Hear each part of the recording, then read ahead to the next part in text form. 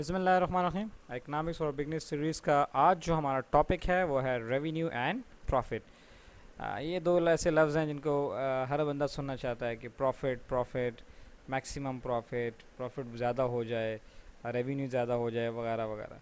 अभी तक हमने कास्ट की काफ़ी बातें की, ख़र्चे वाली बातें की हैं। अब थोड़ी सी आमदनी की बातें भी कर लेते हैं। So hope you guys are good and having great time, and so let's begin. Revenue क्या होता है जी? रेवेन्यू होता है वो तमाम पैसा जो हमें बिज़नेस करने की वजह से मिलता है या बिज़नेस ऑपरेशन से हासिल होता है।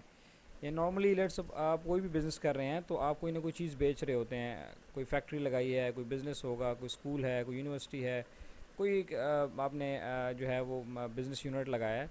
तो जो भी आप गुड या सर्विसेज प्रोड्यूस करके करते हैं और जब उसको बेचते हैं और उससे जो पैसा मिलता है उसको हम कहते हैं revenue. So revenue by revenue firm means that the total sale proceed and the total money received of a firm for the sale of an output। जो कुछ हमने प्रोड्यूस किया है गुड्स या सर्विसेज, तो उसको जब हम बेचते हैं तो उससे जो पैसा मिलता है उसको हम रेवेन्यू कहते हैं। So revenue is something different from the profit. Profit को हम आगे डिस्कस करते हैं कि प्रॉफिट क्या है, लेकिन रेवेन्यू से हमें ये नहीं पता लगता कि आया हमें मुनाफा हो रहा है या नुकसान हो रहा है। वो जब हम उससे कॉस्ट निकालेंगे तो फिर हमें पता लगेगा। रेवेन्यू सिर्फ रेवेन्यू का मतलब ये है कि आपको कितना पैसा बिजनेस से मिल रहा है पर मंथ या पर क्वार्टर या पर ईयर, जैसे भी आप कैलकुलेट करना चाहें। So now what is profit? सबसे पहले समझ लेंगे प्रॉफिट क्या होता है। प्रॉफिट क्या, आप टोटल रेवेन्यू से ये टोटल कॉस्ट को माइनस कर लेते हैं तो वो कहलाती है प्रॉफिट। आपने कोई चीज़ प्रोड्यूस की और उस पर कुल मिला के ख़र्चा आ रहा है 100 रुपये और आपने वो बेच दी 120 रुपये में, तो यानी टोटल रेवेन्यू हो गया 120 रुपये, कॉस्ट हो गई 100 रुपये और आपका प्रॉफिट हो गया 20 रुपये। अब यहाँ पे देखिए, आपको स्क्रीन पे नज़र आ रहा है दो डेफिनेशंस हैं प्रॉफिट की। एक कहलाता है अकाउंटिंग प्रॉफिट और एक कहलाता है इकोनॉमिक प्रॉफिट। इनमें थोड़ा सा फ़र्क है, ये समझ लें। जो अकाउंटिंग प्रॉफिट है ये होता है जी total revenue minus accounting cost, यानी इसको आप एक्सप्लिसिट कॉस्ट भी कह सकते हैं। आप मेरी पिछले जो इससे पहले की वीडियो है वो लाजमी देख लें, जिसमें मैंने एक्सप्लिसिट और इम्प्लिसिट कॉस्ट को एक्सप्लेन किया है, वरना आपको ये इकोनॉमिक और अकाउंटिंग प्रॉफिट के कॉन्सेप्ट समझ नहीं आएंगे। So first watch that video and then you will be able to understand this. Okay जी, टोटल रेवेन्यू क्या है? जितनी गुड्स हमने प्रोड्यूस करके जो हमने बेच दी उससे हमें जो पैसे मिले वो हमारा रेवेन्यू हो जाएगा। और जितना खर्चा यानी जितनी एक्सप्लिसिट कॉस्ट है, जितने पेमेंट हमने की रॉ मटेरियल पे, लेबर पे, फ्यूल पे, ट्रांसपोर्टेशन चार्ज, एडवर्टाइजमेंट, वो सारी कॉस्ट हम उसमें से माइनस कर लेंगे तो हमें अकाउंटिंग प्रॉफिट मिल जाएगा।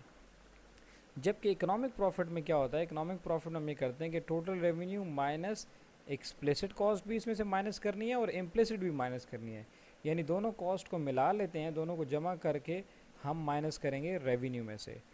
मैं जैसे पहले बताया कि आप ये पहले इस दूसरी वीडियो देखें एक्सप्लिसिट और इम्प्लिसिट कॉस्ट की, ताकि आपको पता चल जाए कि इम्प्लिसिट कॉस्ट क्या है और इम्प्लिसिट कॉस्ट क्या है। ठीक है, तो फिर आपको समझ आ जाएगा। वो डिटेल वीडियो है, उसमें मैंने कॉन्सेप्ट एक्सप्लेन किया है।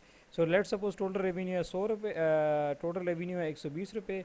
एक्सप्लिसिट कॉस्ट हमारी थी जी 100 रुपये और इम्प्लिसिट थी 10 रुपये, तो 100 जमा 10 110 हो जाएगा और टोटल रेवेन्यू 120 था। 120 में से 110 माइनस करेंगे तो 10 रुपये आपका प्रॉफिट हो जाएगा। याद रखिए, economic profit is always less then और इक्वल टू अकाउंटिंग प्रॉफिट। ठीक है जी, शुक्र अल्हम्दुलिल्लाह। ये एक न्यूमेरिकल है, आप इसको ज़रा देखिएगा और कोशिश करें समझने की। एक कंपनी है, उसका टोटल रेवेन्यू है लेट सपोज 4 लाख रुपए या $4 लाख, कुछ भी कर लें। वेजेस हैं जी 1,20,000 की। बैंक इंटरेस्ट हमने पे किया है 10,000 का। फूड एंटरटेनमेंट वगैरह के जो खर्चे आए हैं वो 80,000 के हैं। यूटिलिटीज़ हमारी 20,000 की हैं। इसके अलावा ओनर्स का जो वेज थी वो है 40,000 और जो ओनर का जो इंटरेस्ट फॉरगॉन है उसका है 20,000। अब आपने क्या करना है? अकाउंटिंग प्रॉफिट और इकोनॉमिक प्रॉफिट कैलकुलेट करना है। अब ज़रा इसको गौर से देखें और पहले इसको ख़ुद सॉल्व करने की कोशिश करें। ठीक है जी, क्योंकि ये आपका हो गया एक्सप्लिसिट कॉस्ट। ठीक है, तो ये आप माइनस करेंगे टोटल रेवेन्यू में से तो आ जाएगा आपके पास क्या? आपके पास आ जाएगा अकाउंटिंग प्रॉफिट। और जो इम्प्लिसिट कॉस्ट इसमें से डिस्टिंग्विश करें और वो निकालें और फिर उनको माइनस करें तो आपके पास आ जाएगा। सो वीडियो को आगे देखने से पहले आप ख़ुद कोशिश करें कि आपको क्वेश्चन अगर कॉन्सेप्ट की समझ आई है कि नहीं आई है। बहरहाल ये क्वेश्चन इसमें सॉल्व है, आप ये देख लीजिए, ठीक है।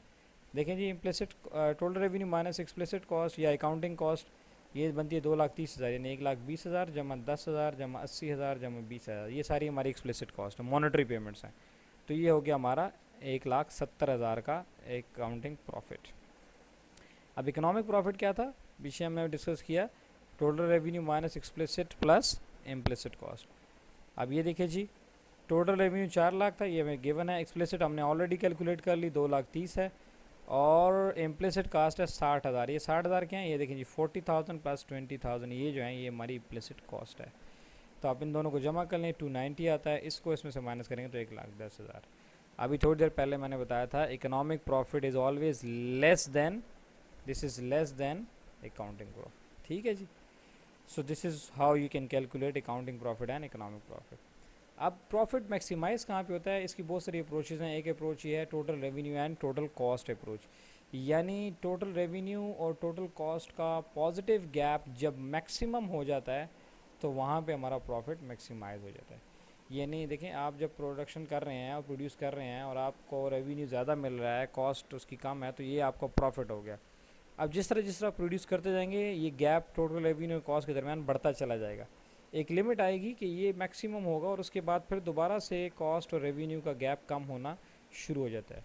अगर ऐसा ना होता तो एक ही फर्म एक ही प्रोडक्ट पे करोड़ों यूनिट प्रोड्यूस करती रहती और वो कभी भी नुकसान ना करते। लेकिन ये एक नेचुरल फिनोमेना है कि आप किसी भी प्रोडक्ट से एक लिमिट तक प्रॉफिट ले सकते हैं, इसके बाद उसका प्रॉफिट आहिस्ता आहिस्ता कम होना शुरू हो जाए। इसकी क्या रीज़न्स हैं, इसके वो बहुत कॉम्प्लिकेटेड इशू है, उसके लिए फिर आप एक और वीडियो देखिएगा जिसमें हम ये डिस्कस करते हैं कि इकोनॉमीज़ ऑफ स्केल और economies of diseconomies of scale जहाँ पे होते हैं तो फिर वहाँ पे प्रॉफिट कम होना शुरू हो जाता है। बहरहाल ये देखें जी, ये ब्राउन जो कर्व है ये टोटल कॉस्ट की कर्व है, और ये जो पर्पल क्या कहते हैं, ये ग्रीनिश टाइप की कर्व है, ये टोटल रेवेन्यू है।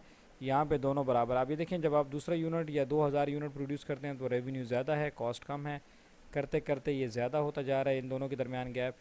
यहाँ पर आलमोस्ट गैप भी है वो मैक्सिमम है। अगर आप 6 यूनिट या 6,000 यूनिट लेट सपोज प्रोड्यूस करते हैं तो रेवेन्यू आपका ये है, आलमोस्ट कितना बनता है, ये बनता है कोई 2,500 के लगभग, और जो कॉस्ट आ रही है आपकी कर्व ये तकरीबन 1,500 है। सो यहाँ पे आपका मैक्सिमम है, इससे आगे भी आपको प्रॉफिट हो रहा है, लेकिन ये एरिया देखें ये कम है, फिर यहाँ पे जाके ये बिल्कुल अब दोबारा ब्रेक इवन पे आएगी। तो ये आपका प्रॉफिट मैक्सिमाइजेशन स्टेज होगा। इस ग्राफ के मुताबिक इस फर्म को 6,000 या 6 मिलियन यूनिट्स प्रोड्यूस करने चाहिए, इससे ज़्यादा प्रोड्यूस करेगी तो प्रॉफिट इसका मिनिमम हो जाएगा। ये एक न्यूमेरिकल है, इसको आप खुद सॉल्व कीजिए। देखें आउटपुट दी हुई है, फिक्स कॉस्ट है, वेरिएबल कॉस्ट है, टोटल कॉस्ट आप इसको कैलकुलेट कर लें, यानी 100 प्लस 0 100, 100 प्लस 90 190, 100 प्लस 170 270, इस तरह से ये कॉलम फिल हो जाएगा। टोटल रेवेन्यू क्या होता है, प्राइस मल्टीप्लाइड बाय क्वांटिटी, यानी एक यूनिट आपने अगर 131 का बेचा तो जितने यूनिट आप बेचते जाएंगे उससे आपको रेवेन्यू मिलता जाएगा, यानी 131 इंटू 1, तो यहाँ पे 131 आ जाएगा, 131 इंटू 2 262 हो जाएगा। इस तरह से आपको रेवेन्यू मिल जाएगा। अब प्रॉफिट एंड लॉस कैलकुलेट करना बड़ा आसान है। कैसे करते हैं, टोटल रेवेन्यू को टोटल कॉस्ट से माइनस कर देंगे तो जो फिगर आ जाएगा वो यहाँ पे आप लिख देंगे। अगर फिगर माइनस में आ जाए तो लॉस होगा, अगर प्लस में आ जाए तो क्या होगा, प्रॉफिट होगा। तो इनमें फिर आपने देखना है कि किस यूनिट पे मैक्सिमम प्रॉफिट आ रहा है। तो आंसर से मुझे ज़रूर मुत्तला कीजिएगा ताकि आपको क्रॉस चेक हो जाए। ये मैंने सॉल्व नहीं किया हुआ, ये आपने खुद सॉल्व करना है, ठीक है जी। Thank you very much.